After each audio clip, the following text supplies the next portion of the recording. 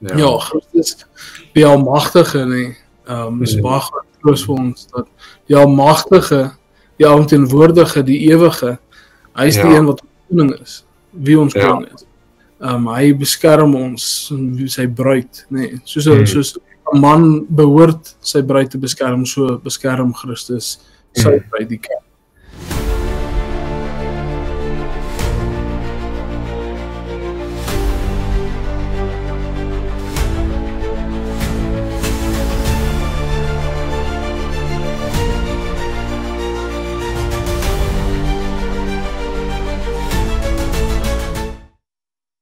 Goeiedag en baie welkom hier by Om die Woord. Vandag is ons nou wel net 2. Ons word hier so saam met Frikkie Duisel, Dominee Frikkie Duisel vergesel. Gaan ons 'n bietjie saam praat oor Sondag 12 vraag en antwoord 31. En is eintlik ook vir my 'n gedeelte van die katekismus wat baie na my hart lê omdat dit my eerste katekismuspreek ooit was. So dit is vir my altyd 'n mooi gedeelte. Waarom word hy Christus wat gesalfde beteken genoem? En so gaan ons vandag lekker saamgesels oor hierdie deel van die katekismus spesifiek. Maar ek lees vir ons dan die gedeelte, die antwoord en ons belydenis as gereformeerdes dan saam en dan kan ons bietjie saamgesels. Die vraag is waarom word hy Christus wat gesalfde beteken genoem? En die antwoord in ons belydenis is omdat hy deur God die Vader bestem en aangestel met die Heilige Gees gesalf is tot ons hoogste profeet en leraar, wat aan ons die verborge raad en wil van God aangaande ons verlossing ten volle bekend gemaak het, tot ons enigste hoëpriester, wat ons met die enige offer van sy liggaam verlos het, en met sy voorbidding gedurig deur by die Vader vir ons intree, tot ons ewige koning, wat ons met sy woord en gees regeer, en ons by die verlossing wat verwerf is, beskerm en bewaar. So baie mooi gedeelte wat Christus se amptswerk vir ons beklemtoon en duidelik maak, en ook die 3 fasette van sy amptswerk vir ons ook baie mooi duidelik maak en wat dit behels ook vir ons baie mooi uitwys. En dis dan 'n baie eintlik 'n ryke bondige gedeelte hierdie, want in elkeen van hierdie hierdie amptwerk se fasette sien ons dan eintlik 'n magdom inligting en insig wat ons daaruit kan put en lering van ons Here Jesus Christus se amptswerk.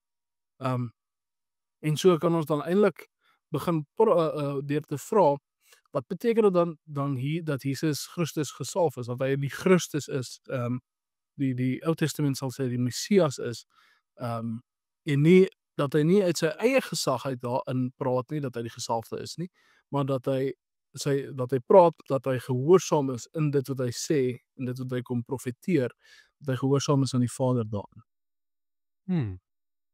Ja, Skalk, soos jy nou klaar tereg gesê het, dit is soos ons heel in die begin bely, sê ons dat dit is God die Vader wat hom daartoe bestem en aangestel het en dat hy deur die Heilige Gees gesalf is. So hierin sien ons die werk van die 3 eenheid saam, waar die Seun volledig gehoorsaam is aan sy Vader en hoe die Heilige Gees die salwing gedoen het. So dit is eintlik so besonder dat die Seun se werk nie apart plaasvind van wat die Vader bestem het en van wat die Gees doen nie. So werk die 3 eenheid saam en so wil ek sê vervul die Seun se rol. Ek dink dis goed om te noem dat die 3 eenheid kan se werk en die persone binne die 3 eenheid kan van mekaar onderskei word, maar nooit geskei word nie. So dit is goed om dit ook raak te sien, juis in die werk van die Seun. Ja, jy nou 'n bietjie aan dit aangeraak oor ons kan die 3 fasette van Christus se ampt. Jy kan dit onderskei, maar jy kan dit nie skei van mekaar nie. En spesifiek omdat dit die werk wat Christus verrig in sy ampt gebonde is aan mekaar. Dis amper as ek dit mooi kan in 'n beeld dalk verduidelik, dis baie soos die 3 eenigheid, maar met die ampte spesifiek aangaande die werk van die ampte, kan mens eintlik daai soos 3 Venn-diagramme sien en hulle oorvleuel die heeltyd met mekaar met Christus se ampt in die kern.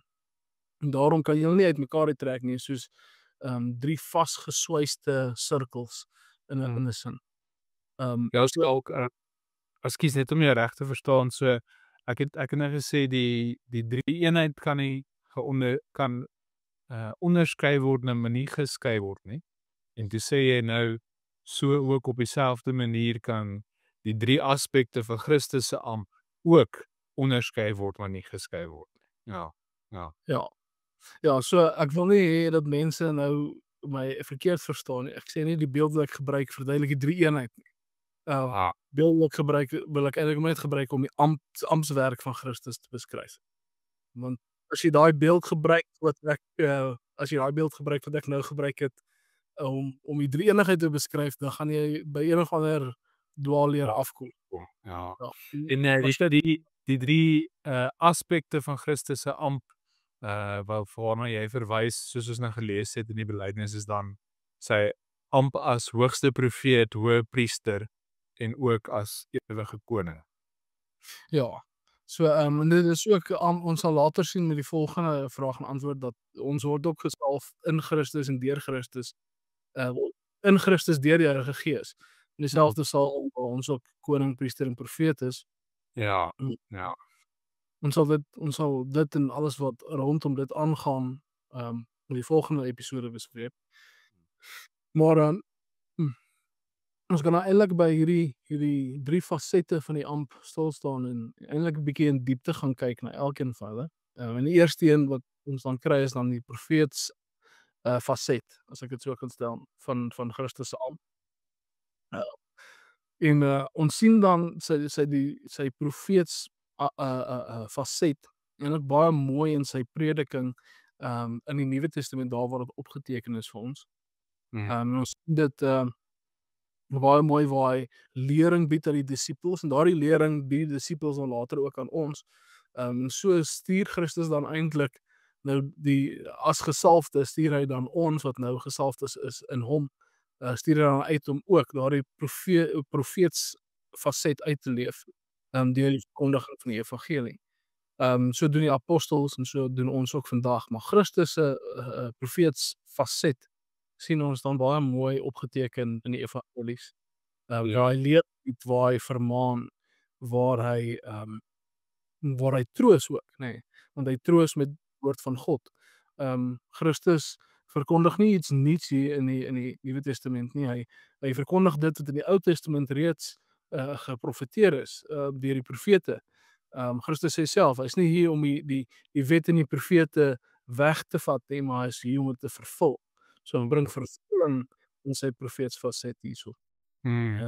Ja, Skalk, ek jammer as ek nou 'n bietjie vooruitspring en dinge vir jou daar teenoor mekaar maak. Maar ek hou daarop die profeet amp te verstaan, of nie amp nie, eerder faset van sy amp te verstaan in verband met die priester faset van sy amp. Profeet en priester wat twee ampte was in die Ou Testament, waar die profete verantwoordelik was daarvoor om die woord van God aan die mense te verkondig. Met ander woorde, hulle was verantwoordelik vir die kommunikasie van God af na die mense toe. En dan die priesters, hulle was dan verantwoordelik vir die offers, vir die feeste, vir die gebede, vir die lofsange, vir alles by die tempel. So hulle was dan dus verantwoordelik vir alle kommunikasie van mens na God toe. So wanneer jy, soos jy nou heeltemal reg gesê het, Christus het gekom en hy het daar staan die woord het vlees geword. So hy is self die woord van God en hy het gekom om die woord van God soos dit in die Ou Testament vir ons vasgevat is te vervul en nog verder daarop uit te brei, en dit het hy oorgedra aan die apostels en so ook aan ons. So as die een wat gekom het om die woord van God aan ons te openbaar, hy wat self die woord van God self is hy ons hoogste profeet. En dan ook hy wat gekom het as hoëpriester. Ons gaan nou, ek vermoed gaan ons nou 'n bietjie meer dieper daaroor gesels, so ek gaan dit nou sê, maar vat hy alles wat skeiding maak tussen ons en God weg en tree hy op as die perfekte middelaar. die een wat die kommunikasiebane heeltemal oopmaak. So ja, jammer as ek nou 'n bietjie vooruit gespring het, maar dit is vir my goed om die twee half saam te verstaan. En dan ook natuurlik die laaste aspek, hy wat dien as ewige koning, kan ons dan ook seker nou verder oor gesels. Ja. Ja. Nee, dis eintlik mooi, want so sien ons dan die eenheid van die amptswerk van Christus. Jy kan weer eens, jy kan nie die twee ampte van mekaar losmaak of die twee ampte, die fasette, die 3 fasette van mekaar losmaak nie. Soos jy nou eintlik mooi uitgewys het.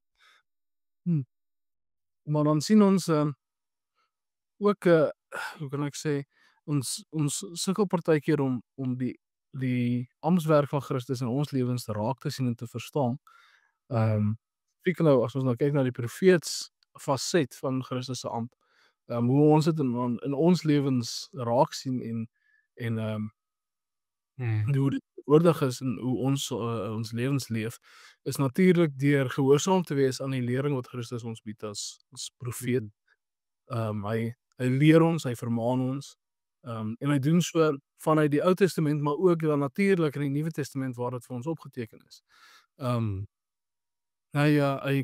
Christus se leerboek, as ek dit so kan stel, nie dat hy dit hoef te geleer het nie. Christus is die een wat die Ou Testament geskryf het, as ek dit so kan stel, deur die Gees in die skrywers van die Ou Testament. Maar Christus leer dan vanuit die Ou Testament. Hy leer nie vanuit enige ander bronne of enige ander nuwe inligting nie. Maar hy bring 'n nuwe insig tot daardie inligting wat ons in die Ou Testament kan vind. Christus word reg deur die Ou Testament voorspel. Ek weet nie of voorspel die mooi regte woord is nie, maar hy word vooraf geskadu in die Ou Testament, as ons so kan sê. En ons sien dit hy wys alles kom vervul het. So dit wat die kom nie uit niks uit nie. Ja. Dis ook interessant, ons sal nooit Christus se amptswerk kan verstaan apart van die Ou Testament nie. Ons sal nie weet wat 'n profeet is as ons nie die Ou Testament gelees het nie. Ons sal nie weet wat 'n priester is of wat 'n Bybelse koning is as ons nie die Ou Testament gelees het nie. Ja, en jy het dalk 'n idee van 'n paar hedendaagse konings, maar ja, so ons kan nie werklik Christus se amptswerk verstaan apart van die Ou Testament nie. Ja.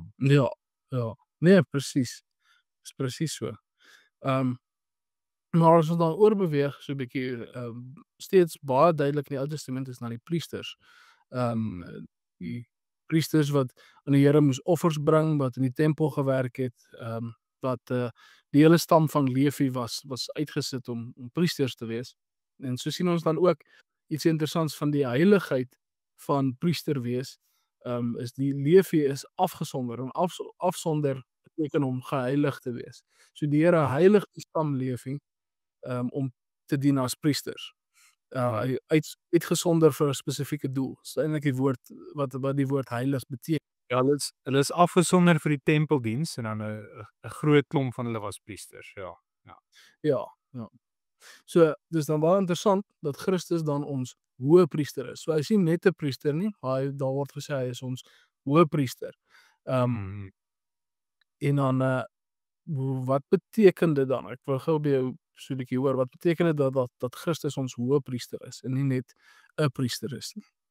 Ja, so die eerste ding waarna toe die katekismes spring is deur te sê dat hy die enigste ware offer is, nê? So die priesters van die Ou Testament was verantwoordelik vir die offers gewees. So die volk van die Ou Testament moes offers bring, hulle moes kom diere offer het.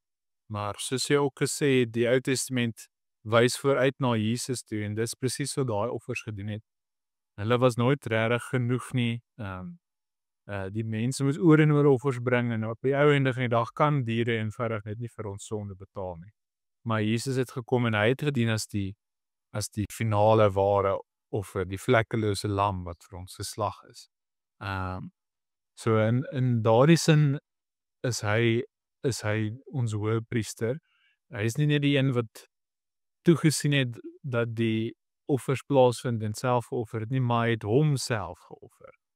En dan die tweede ding wat die katekismes dan ook duidelik maak, is dat hy met sy voorbidding gedurig deur by die Vader vir ons intree. So dis ook iets waarvoor die priesters verantwoordelik was, is vir die gebede. En ons sien, maar Christus tree vir ons in die regterhand van sy Vader. En dis dan natuurlik nog 'n verdere bewys van sy perfekte middelaarskap. Hy wat sy Vader se woord aan ons kommunikeer as profeet, en hy wat vir ons intree by die Vader as ons priester. Dit werk alles mooi saam. Ja. Ja, so as hoëpriester bring Christus vir ons verlossing, en daardie verlossing moet ons dan nou nie vandag gebruik as 'n dekmantel om te sê, okay, nou kan ek maar gaan sondig soos ek lus het, want ek is vrygemaak van my sonde. Daardie offer wat Christus vir ons bring, moet dan vir ons binne in ons dankbaarheid bewerkstellig. En daardie dankbaarheid sien ons dan in ons dade, in ons lewens, dat ons nie meer sondig nie, dat ons nie noodwendig meer sondig nie, maar nie meer wil sondig nie. Het gaan oor die hartsingesteldheid van die persoon. Want ons almal gaan val in sonde een of ander tyd. Ons is nog nie volkome soos wat daar vir ons bestem word met die wederkoms nie, met die opstanding nie. Maar het gaan oor die wil om te sondig en om nie te wil sy hart. Ja. Ja. Dis eintlik interessant, ek het nou eendag 'n video gekyk van Wally Bauckham waar hy gesê het dat die evangelie, al wat die evangelie benodig, is vertroue in Christus. Kennis en vertroue. En ons as prins, te sê hy doen dit as prins, hy poel as prins daar, want sommige van ons gaan sê, maar wat van gehoorsaamheid? En dan sê hy, gehoorsaamheid is nie 'n vereiste van die evangelie nie, dit is 'n produk van die evangelie, en dis baie mooi gestel. So Ja, dis 'n produk. Ja, nee, dis baie goed. As jy die evangelie werklik glo, gaan dit daai produk in jou lewe lewer. Ja. nee, dis baie mooi, baie treffend. Maar dan so as ons nou verby beweeg van die priesters faset van Christus se ampt, dan kom ons uiteindelik by die koningsfaset van Christus se ampt. Daar waar hy regeer, waar hy alle mag in hemel en op aarde besit, waar die Vader dit aan hom gee, nee. Daar waar hy voorbring doen by die Vader, maar ook waar hy dan regeer oor alles wat geskape is. Ons sien Christus se regering deur die gesag wat hy uitvoer. Ons sien dit in die Nuwe Testament, waar hy met gesag profeteer, met gesag leer, veral daar waar hy die Fariseërs vermaan. Dan sien ons sy gesag, sy koningskap. En dan ook sien ons sy koningskap natuurlik daar waar ons onsself onderwerp aan hom, nee. Daar waar ons uit dankbaarheid, uit gehoorsaamheid onsself onderwerp aan Christus en sy wil. Ja, dis baie mooi jy nou verduidelik het hoe die drie ook saam werk, nee. Ek dink jy het dit met opset gedoen. Dis wel interessant, ek wil klem lê hierop. En die vraag hierna, wanneer dit gaan oor ons wat Christene genoem word, en ons het ook in Christus dieselfde ampt beklee met sy drie fasette, waar ons ook profete, priesters en konings is, word daar 'n spesifieke ek wil nie sê skeiding gemaak nie, maar klem gelê op die twee aspekte van die werk van die koningsampt, nee. Die eerste aspek daarvan is dat daar beskerming is. Dit stel spesifiek dat ons teen die sonde en teen die duiwel stry. Dit is hoe ons dan beskerm. So, en dan die laaste aspek wat jy reeds ook baie mooi uitgelig het, is die regere. Ons gaan in ewigheid saam met Christus regeer. Dis vraag en antwoord 32. So as ewige koning is Christus die een wat sy koninkryk en sy burgers beskerm en oor hulle regeer. En omdat hy alle mag het op hemel en aarde, is dit ook vir ons baie vertroostend om te weet dat hy die een is wat ons beskerm. Dat hy die een is wat sy kerk beskerm. En sy kerk aan die gange. So dit is wonderlik en vertroostend, veral in 'n wêreld. In jou vraag kom ek agter, jy vra gedurende, wat beteken dit vir ons dat Christus hierdie ambt beklee en hierdie aspek van hierdie ambt beklee. En ek dink een van die dinge wat dit vir ons beteken dat Christus ons ewige koning is en dat hy almagtig is en alles regeer, is dat dit gee vir ons baie troos en berusting, want ons weet ook hy is die een wat ons beskerm. Ja. Nee. Ja, Christus, die almagtige en is baie troos vir ons dat die almagtige, die alomteenwoordige, die ewige, hy is die een wat koning is, wie ons koning is. Hy beskerm ons en wie sy bruid, nee, soos man behoort sy bruid te beskerm, so beskerm Christus sy bruid. Soveel so dat hy vir ons sê dat ons ook kan bely, en dis ook die leser van die Gereformeerde Kerk van Suid-Afrika, die poorte van die hel sal dit nie oorweldig nie. Ja. Dis baie treffend. Maar ja, dan is dit ons bespreking oor die ambt van Christus as gesalfde. Ek weet nie of er enigiets is wat jy dalk nog wil byvoeg nie. Nee, ek is reg. Dankie vir die goeie besprekings, Kog, ja. Nee, baie dankie. So baie dankie vir die luisteraars. Dit was 'n lekker sessie, al was ons net 2.